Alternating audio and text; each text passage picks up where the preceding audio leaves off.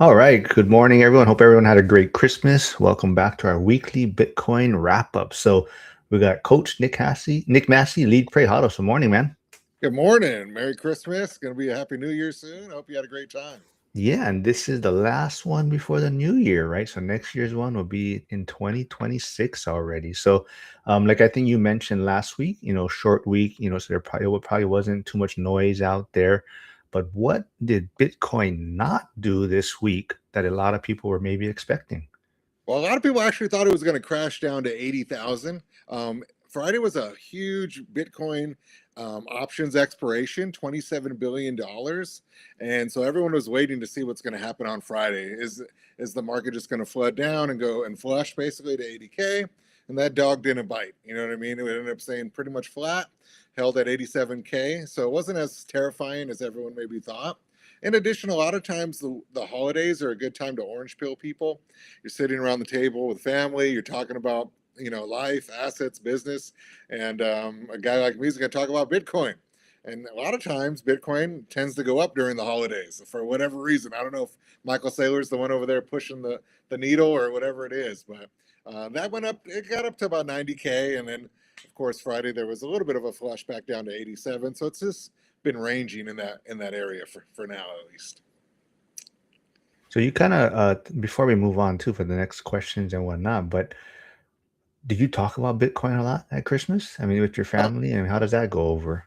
oh yeah, I talk about Bitcoin to everybody. You know what I mean? Like I was in Hawaii and I was in the elevator and I was talking to people about Bitcoin, just like, hey, you got Bitcoin? Do you know that? And I had a little conviction because I didn't talk Jesus to him. I was like, man, I'm talking more about Bitcoin than I am that.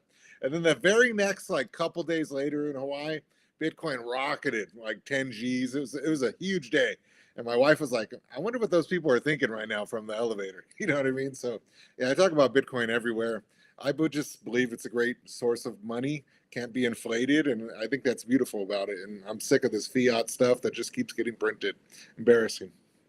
Yeah. So when Bitcoin doesn't behave the way people expect, it usually exposes, habits and whatnot, right? So after a week kind of like this, what's one habit Bitcoiners should double down on heading into the new year? Well, I think they should stop worrying about the 4 year cycle. They're worshiping this is the cycle. This is how it's always been. This is how it's always done. But it's time to ignore the calendar, trade liquidity, the M2 money supply that's going on, the central bank balance sheets that's going on. And really, the one thing you should do after you do that, I'm going to add number two, just continue to dollar cost average. Again, it's not financial advice, but I would probably double down on that. So here's the question I would ask anybody else. Do you think Bitcoin will never reach an all-time high again? I personally think that's an insane idea, but maybe you do.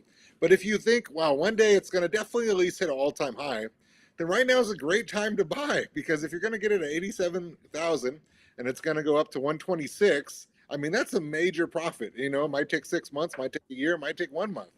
But in my mind, I just think, is Bitcoin over? Is it done? Is it completed? Are people not going to use it anymore? Is adoption not happening?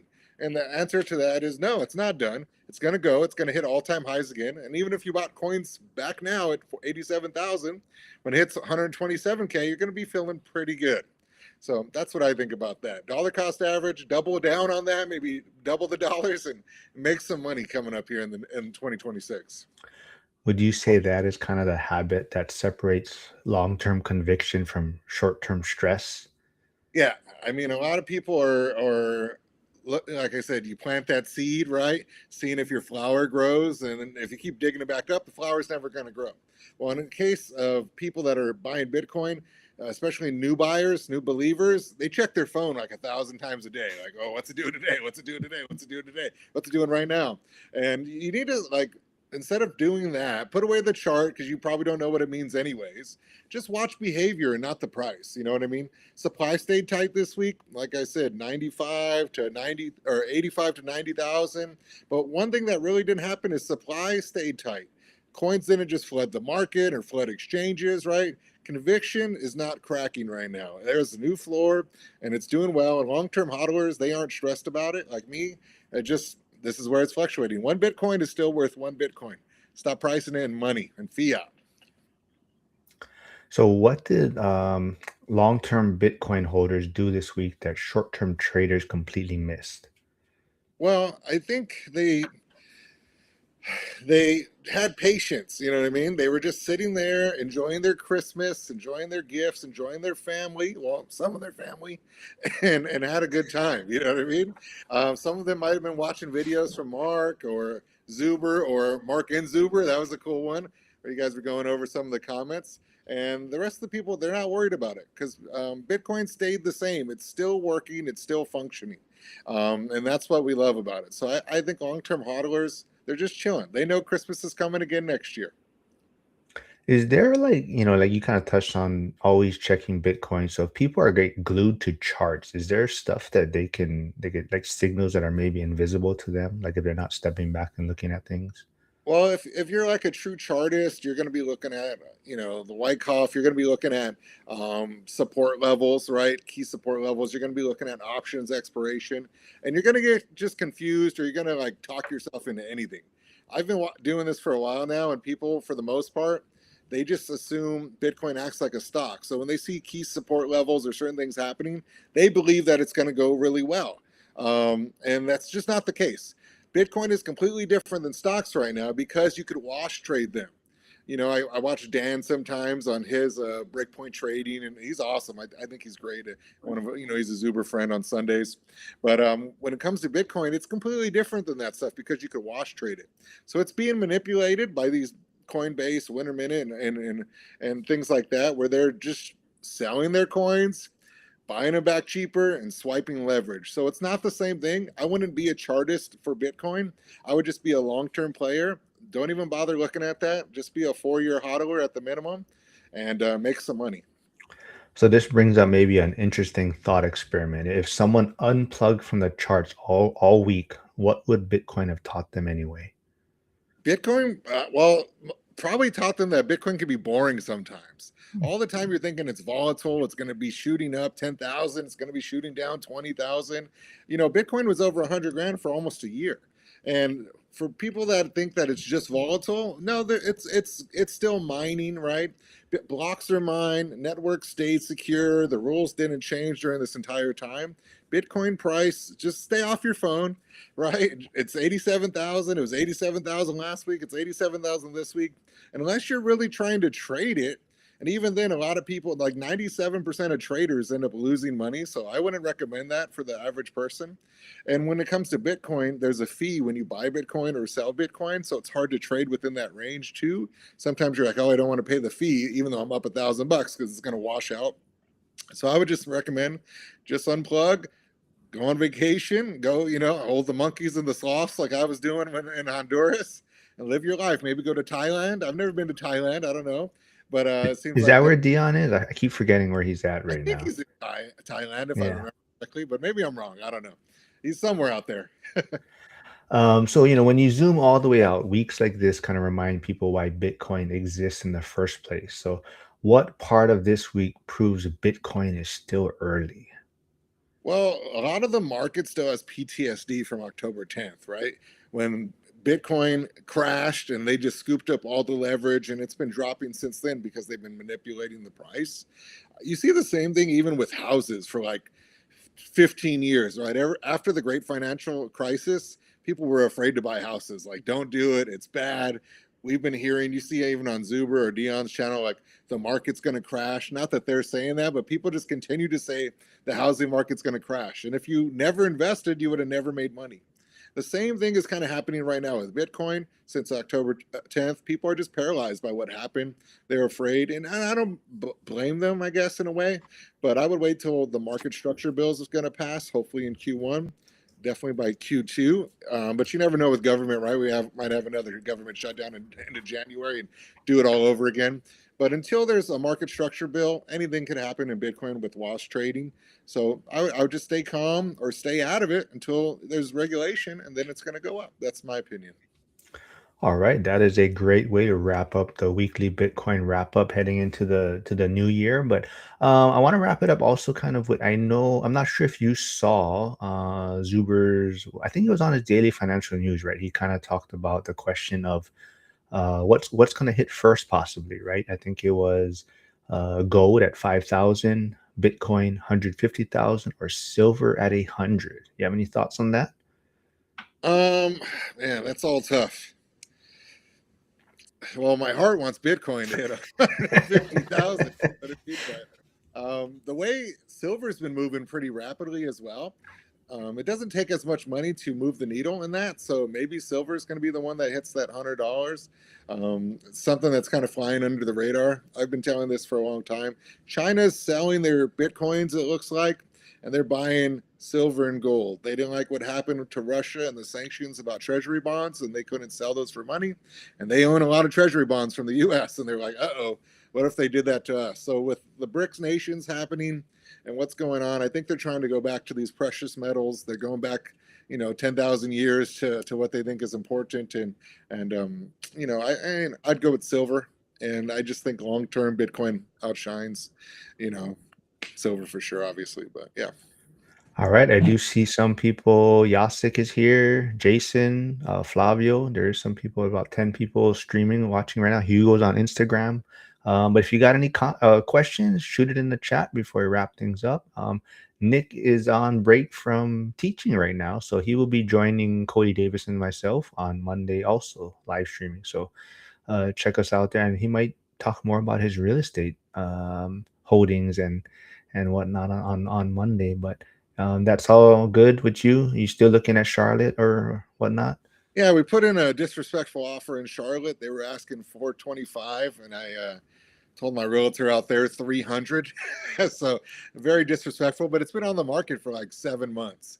So I'm not giving them any breaks. You know what I mean? It needs work, and we'll see what they come back as. And depending on if it's a great deal, I'm only going to do great deals, whether it's Bitcoin time, whether it's real estate, whether it's anything.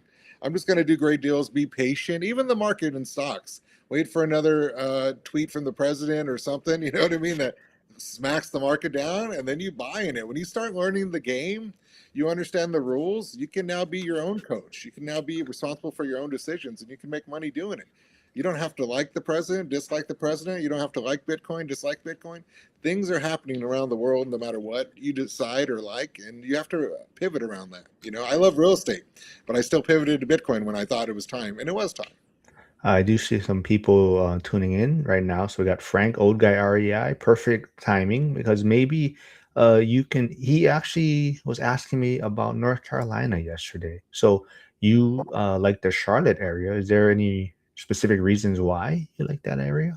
I just find it beautiful. It's the Queen City, right? Full of trees and gorgeous. Instead of calling it downtown, it's uptown. A lot of major cities are kind of dirty when you get into the major cities. Uptown is beautiful. It's very clean. Are there a few homeless? Yeah, you can't get rid of that in a major area, but the buildings are beautiful. They have the Charlotte Knights baseball team like right in the middle of the city. We were there for 4th of July last year, and they have, I swear to you, it was like an hour long firework festival, man. I was like, I left. I couldn't even wait to the finale. That's how long. I was like, man, that's a lot of fireworks. The people there are very kind. The housing's affordable. The barbecue's amazing. They even have a place like I forgot what its official name is, but they do whitewater training, whitewater rafting there, and they have like zip line Yep. and climbing. I can't think of the name. It's like the USA Yeah. whitewater something, man. It's beautiful. You pay for a day pass, or you could do a year pass. And me and my kids and my wife, we were doing whitewater rafting. And then you go around that area. You got Charlotte, or you got Savannah, Charleston, Great Smoky Mountains on the other side, Asheville, Myrtle Beach. I mean, I just like the location because I love Florida a lot as well. So I could drop down to Florida. But in Charlotte, you actually get 4 seasons. And that's what I like. I'm from California. We got 2 seasons, really. And it's not too extreme, No, the winter. And you know what? Maybe you can answer this, since you were there in July or summer, Easter, 4th of July. Frank was asking about the humidity. yeah. Like, how is it Yeah. tolerable, or how, like what? I don't want to give an answer to that because everyone's different, but it's definitely humid. It's not as bad as like Charleston.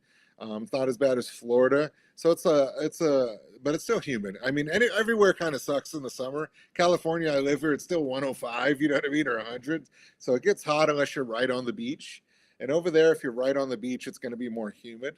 So when it comes to even winters, there's only like 2 snow days a year in Charlotte. so it's not too crazy. I could do snow for 2 days. You know what I mean? I really don't want that much snow for weeks in a month. So for me, I just love the Charlotte area. I love the people, and we actually been there a couple times now. And we kind of found our area where we want to live. It's a different market there too. Like if you do rentals in South Carolina, which is part of Charlotte, they have double the property tax if you do rentals there. So you probably want to buy your rentals in North Carolina, even though they both have great landlord-friendly laws.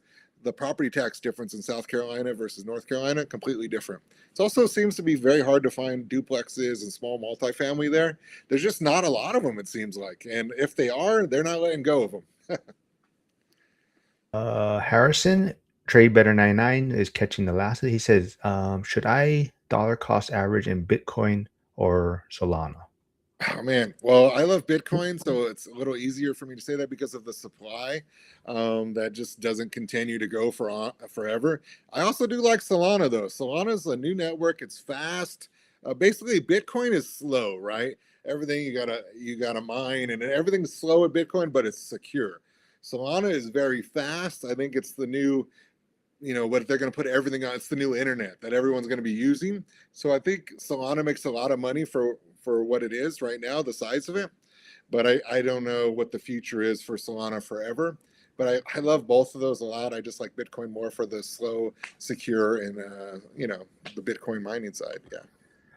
All right, cool. Yeah, maybe you convince Frank enough to move to North Carolina. I know he's considering leaving California when it's time, and I think he was initially set for Washington, but it seems like they're headed towards that California policies and stuff also too. So I think he is looking at some other places possibly, and he keeps hearing North Carolina. So I did tell him, yeah, North Carolina, South Carolina, for those same reasons too. Like it's in the middle. You have Tennessee, you have Georgia around there.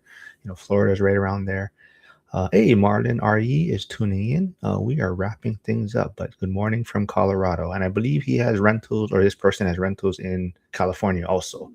But yeah, like I mentioned, if people haven't heard, there's Nick's YouTube channel in the chat. If you can go jump over there, he hit 300 subscribers recently, and he will be joining Cody Davis and myself on Monday since he is on Christmas break. So he might be digging a little bit more into his real estate side on Monday with us. But if there's no more questions, if there's any more, throw it in quickly, and Nick can help you with some Bitcoin talk. But thanks for tuning in this week, everyone. How was your Christmas then, Nick? Before we wrap it up, then. My Christmas was wonderful. We bought too many gifts for the kids, that's for sure. I mean, the tree was full, and of course, they want to open and play with every single one of them that day. You know what I mean? So, one of the things I got them was like a new gamer chairs. They've been liking to play video games, so you got to put those together and be a dad and do all the dad stuff when it comes to that. But overall, I had a great Christmas. My wife, she just makes it so special and wonderful. We have our food, we're enjoying ourselves, and I'm Italian. You know what I mean? So we have meatball sandwiches and some untraditional Christmas things as well, besides like prime rib or anything like that. Yeah. Harrison does want to remind us that Virginia is right there too, not too far away as well, because he's in Virginia. So he just wanted to remind us that. Oh, Hyder is saying Bitcoin has a real thesis and is reliable. The price is just a reflection of sentiment, not ability or lack of ability. oh yeah. Well, even Virginia is beautiful. That's what I love about Charlotte. You could drive up to New York in 10 hours and hit up Washington D.C. in 6, and all Myrtle Beach. You could just go to so many wonderful places from Charlotte, anywhere over there. It's totally different than the West Coast. I'm from California, obviously, and you got to drive 6 to 10 hours just to get to one new state. You know what I mean? So it's very different than what it is. And I think you said he was thinking about going to Washington. It all kind of depends on what your preference is. Do you want to go to do you want to travel a bunch of states? Do you want to see Gettysburg and all these wonderful historical places? Do you want, something similar? Do you like rain? Obviously in Washington, it's going to rain a little bit more than some of the other parts of the world. Still beautiful. They're all beautiful. I love every state, to be honest with you. We've been to most of them, but yeah. And Harrison is saying, Nick, do you buy crypto for your kids or give cold wallets? Well, do I buy? Well, everything that's mine is theirs, in my opinion. You know, I have a different philosophy. I'm thinking generationally already, and I believe if you could, you should get a Bitcoin for every one of your kids. And by the time they're 18, it's going to be worth a lot of money, in my opinion. So that's always been my goal. I'm already past that, so that's not a concern anymore. But yeah, I think it's important to think about the future generationally. Sometimes the same for real estate. I remember Brandon Turner bought a quadplex for his daughter, and by the time she's 18, it was going to be worth this, and it was going to be paid off. And I thought that was just fantastic.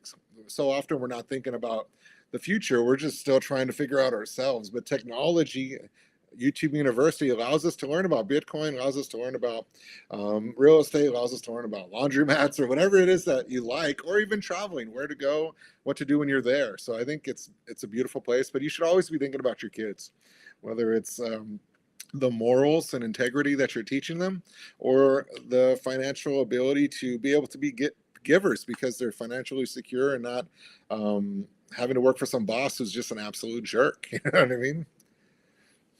Yeah, absolutely. And for those, before you wrap it up, if those of you haven't seen Zuber's recent interview with Tom Wilson, so me and Tom used to live stream every once in a while too when he wasn't as busy, but he had a very great perspective on why being financially stable is super important. So go check out that interview with Zuber recently, and it really opens your eyes onto why having financial security is very important. So, everyone, thanks for tuning in this Saturday. I know everyone is getting over the Christmas break, and we'll be heading into the new year, so everyone is kind of busy. But Nick, thanks for doing this. We're gonna do this weekly. So next one is gonna be well, our next Bitcoin one will be in 2026. Yeah, But like I said, Nick will be joining us Monday with Cody Davis. And yeah, I think, as you know, this is a great place. Just remember, Bitcoin doesn't reward prediction, right? It rewards patience, discipline, and conviction, right? So, absolutely. all right, Nick. So thanks for doing this, man, and I will see you Everybody. on Monday.